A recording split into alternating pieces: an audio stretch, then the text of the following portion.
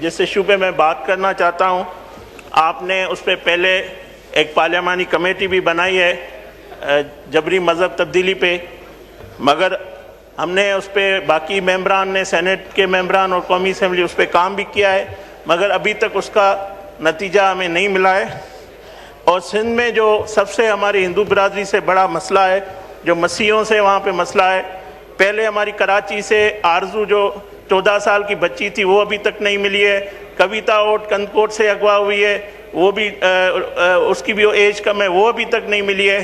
तो अभी फिर लाड़काना में रिसेंटली लाड़काना में एक हफ्ता कबल हमारी बच्ची है आरती कुमारी, उसको पहले गायब किया गया और 6 दिन के बाद अदालत में आके पेश किया गया कि वो उसका बयान दिलवाया गया, वो अभी तक कोर्ट में चल रहा है। मगर सर मैं एक आपको स्पीकर साहब, ये हमारे लिए एक बहुत बड़ा मसला है, संगीन मसला हो गया है। हमारी जो कम्युनिटी है, हिंदू हो मसीह हो, उसके लिए बड़ी एहसास कमतरी है। हम समझते हैं तमाम पार्टियां चाहती है इस पर कानून साजी भी हो, मगर अभी तक उस पर कोई नतीजा हमें नहीं मिला है।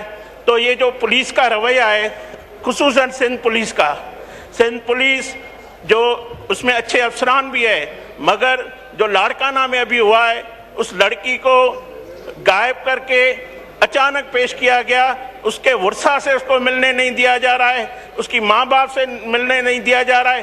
20 साल की वो बच्ची है, उसका बिल्कुल ही रिश्ता खत्म कर दिया गया है। स्पीकर साहब एक मिनट, मैं समझता हूँ ये जो बच्ची हमारी अगवा होती है, उस खानदान की इज्जत तो जाती है, उनका कारोबार तबाह हो जाता है, वो माँ बाप जीते जी मर जाते हैं। मगर हम समझते हैं हमें इस पार्लियामेंट में, इशू आपका है, इस पार्लियामेंट से हमें कानून साजी करनी पड़ेगी।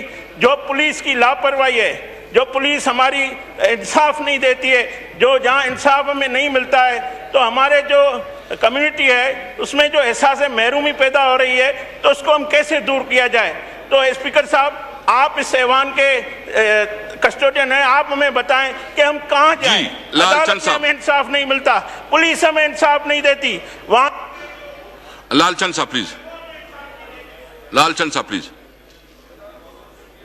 मिस्टर स्पीकर, खिल दास ने जो इशू उठाया है, ये सिंध के खास तौर पे हिंदू का एक देरीना मसला है जो हल तलब है और वो हल नहीं हो रहा है। इस हाउस ने आपकी मेहरबानी से एक पार्लियामेंट्री कमेटी भी बनाई, उसने एक प्रोपोज किया है एक कानून कि फोर्स्ड कन्वर्जेंस जो हो या कन्वर्जन का एक कानून हो कि कोई भी बच्चा या बच्ची अगर कन्वर्ट होते हैं तो वो किसी कोर्ट में हो, किसी इंडिविजुअल को ये राइट ना हो।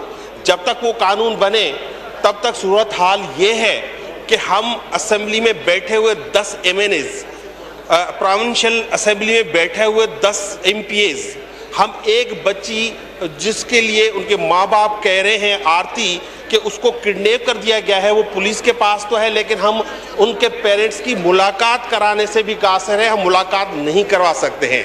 सिंध हुकूमत इस मामले पे, क्योंकि सिंध में ज़्यादातर केसेस हाईलाइट हो रहे हैं, मुकम्मल तौर पे खामोश है।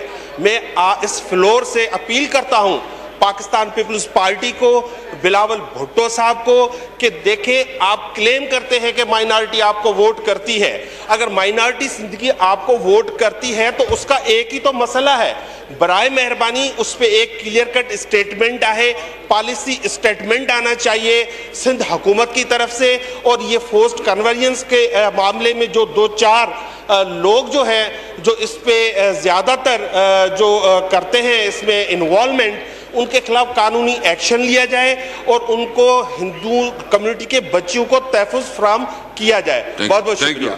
नवीद कंवर साहब प्लीज। नवीद कंवर साहब। ओके सर, सबसे पहले तो मैं इस इशू पे बात करूंगा कि जो भी बात हमारे 2 ऑनरेबल मेंबर्स ने कही है, Pakistan Peoples Party totally support करती है।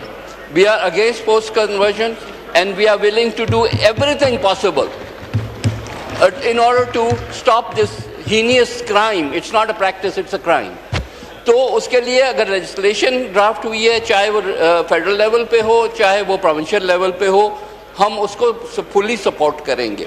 और जो एडमिनिस्ट्रेटिव एक्शंस रिक्वायर्ड हैं, अगर कहीं कमी पेशी आ रही है तो we will take it up with the Sindh government directly also and through the party and its chairman Bilawal Bhutto साहब। तो इसमें कोई शक नहीं होना चाहिए कि पाकिस्तान पीपल्स पार्टी इसमें आपके साथ खड़ी है और इंशाल्लाह इसको अपने मंतकी अंजाम तक पहुंचाएगी। Sir, I had another issue to raise, but I think some minority members also want to speak on this subject, तो उनको करने दें, फिर मुझे प्लीज ओके डॉक्टर शिरमिज़ारी, इसके बाद आपको देते हैं जी।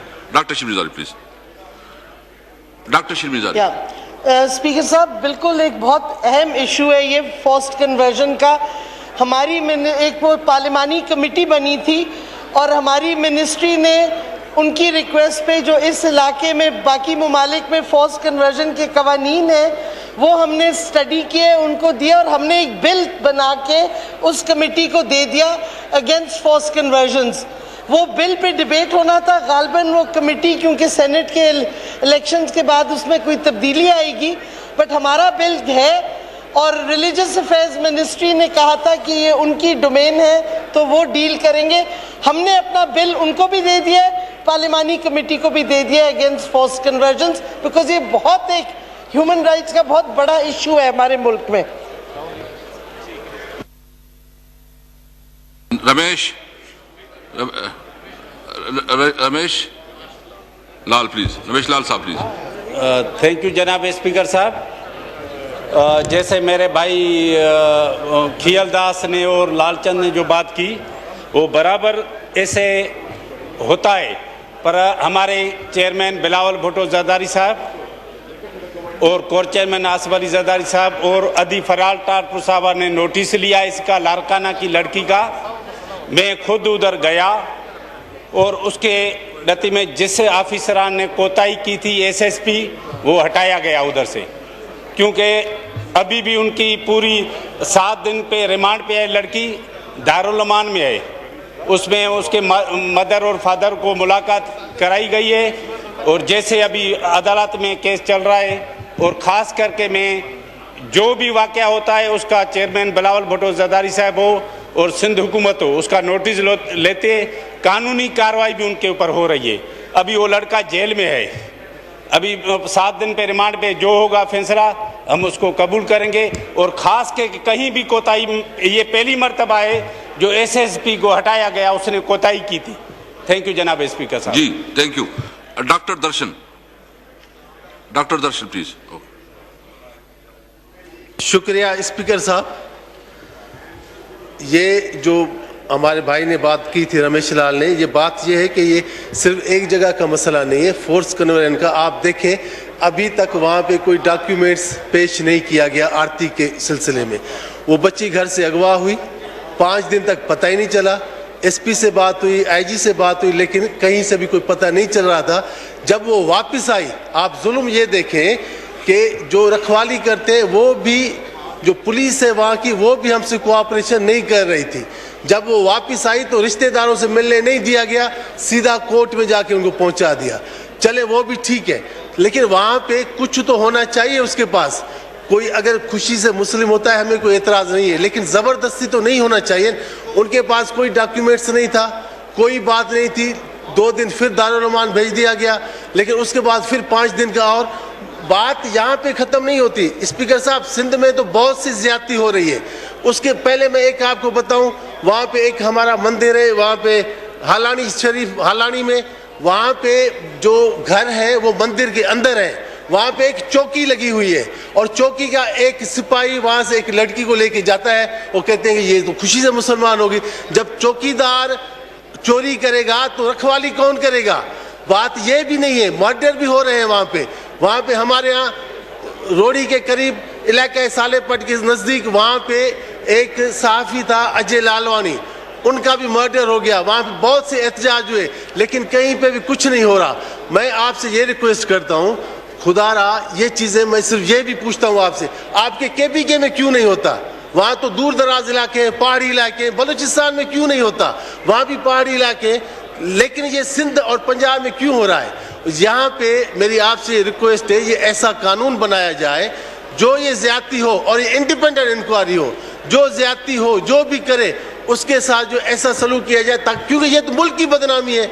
आप देखें एक छोटा सा इशू खड़ा हो जाता है तो वहाँ से ये बातें आ जाती हैं। जितनी हम मेहनत करते हैं, जितने पाकिस्तान के लोग मोहब्बत पाकिस्तान से करते हैं, सब की चीज़ें फिर खराब हो जाती हैं। तो मेरी आपसे रिक्वेस्ट है कि मुल्क को खुदा बदनाम होने से बचाएं और हमें कोई ऐसा इसका लाएमल या इसका ऐसा कानून बनाया जाए ताकि ये चीज़ें ख़त्म हो। शुक्रिया जी। नवीद जीवा साहब, नवीद जीवा, नवीद जीवा।